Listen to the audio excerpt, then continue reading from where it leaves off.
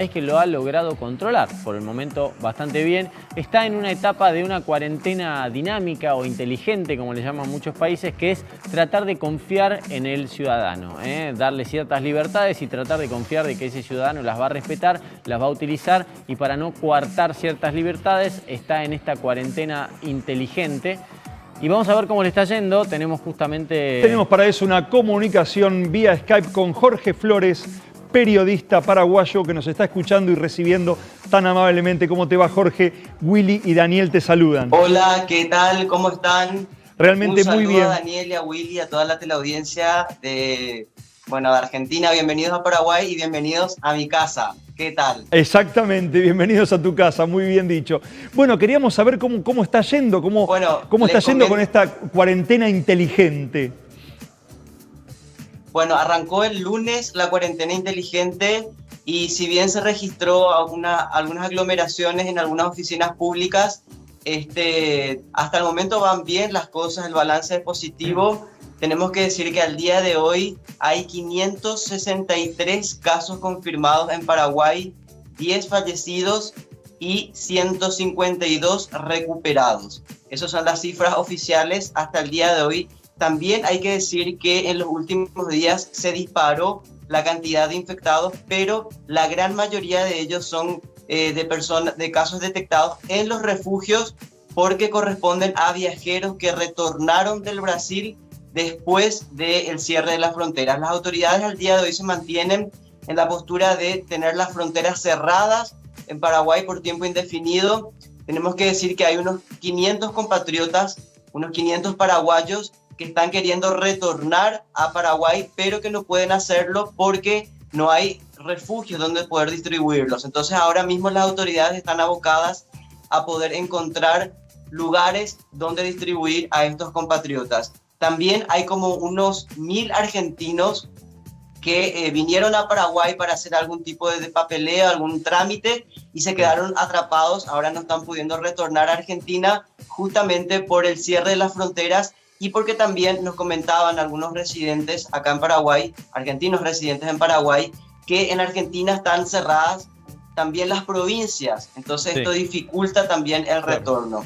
Tenemos que decir también que la comunidad de argentinos residentes en Paraguay tienen una queja de que no están recibiendo ningún tipo de ayuda social o económica por parte ni del gobierno paraguayo ni del gobierno argentino. Y esto les genera muchos inconvenientes porque no pueden retornar a sus actividades justamente por esta cuarentena total. Reitero, son como 1000 argentinos que están viviendo acá en Paraguay, que son residentes y que se quejan de que no reciben ningún tipo de ayuda social ni económica, sin contar los argentinos que también vinieron a Paraguay para hacer algún tipo de trámite de papeleo y ahora no están pudiendo retornar a sus países. ¿Cómo funciona? Bueno, Argentina en concreto.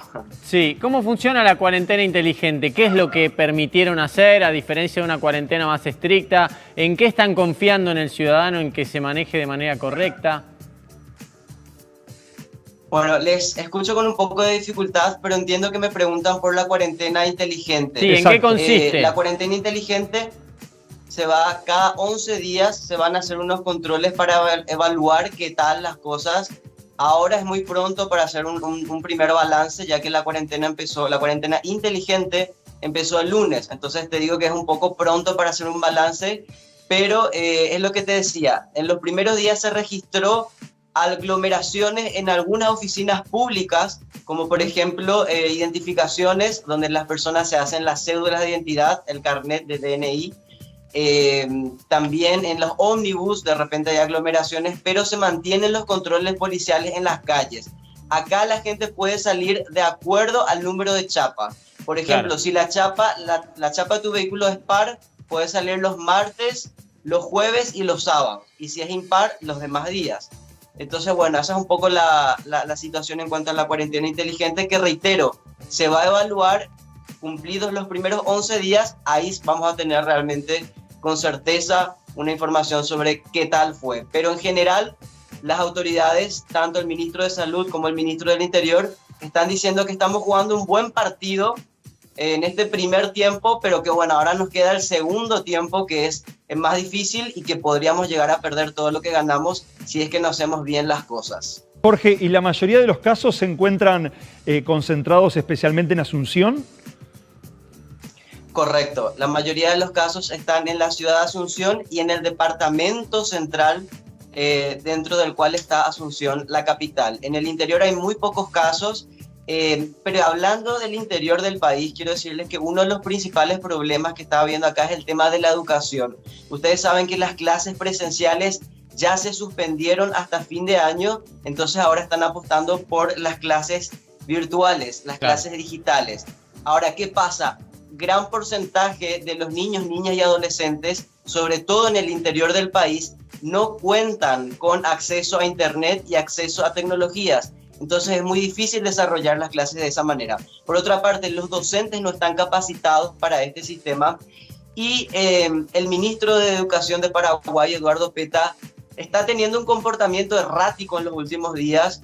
Entonces, por ejemplo, les quiero dar un ejemplo. Anunció que la merienda escolar y el almuerzo escolar que se le da a todos los alumnos acá en Paraguay, a partir de ahora solamente se iba a dar a quienes entreguen la tarea. Se pueden imaginar. Y hay muchas familias de escasos recursos, sobre todo en el interior del país, que con esta crisis de la pandemia, la única comida que tienen al día es la comida que le daban en las escuelas, el almuerzo escolar. Entonces, claro, el ministro del Interior, el ministro de Educación, diciendo que solamente se daría la comida a quienes hagan las tareas, a quienes presenten las tareas, por supuesto que esto causó mucha roncha y entonces varios gremios estudiantiles y docentes anunciaron lo que se dice una huelga virtual, o sea, un paro virtual. No dan más clases, pararon las clases virtuales, pidieron una interpelación del ministro de Educación ante el Congreso Nacional y el Congreso Nacional ya aprobó esa interpelación. O sea que en los próximos días, en las próximas horas, va a ser interpelado el ministro de Educación, Eduardo Peta. Jorge, tengo entendido que trabajás en Derechos Humanos y Amnistía Internacional y justamente tiene mucho que ver esto porque las cuarentenas en los distintos países muchas veces avanzan sobre derechos adquiridos. ¿Qué opinión te merece esto y qué están haciendo desde el programa en esta cierta controversia, digamos? Bueno, Amnistía Internacional denunció sobre todo la situación en la que se encuentran las comunidades indígenas que están pasando hambre y se enfrentan a la indiferencia de las autoridades.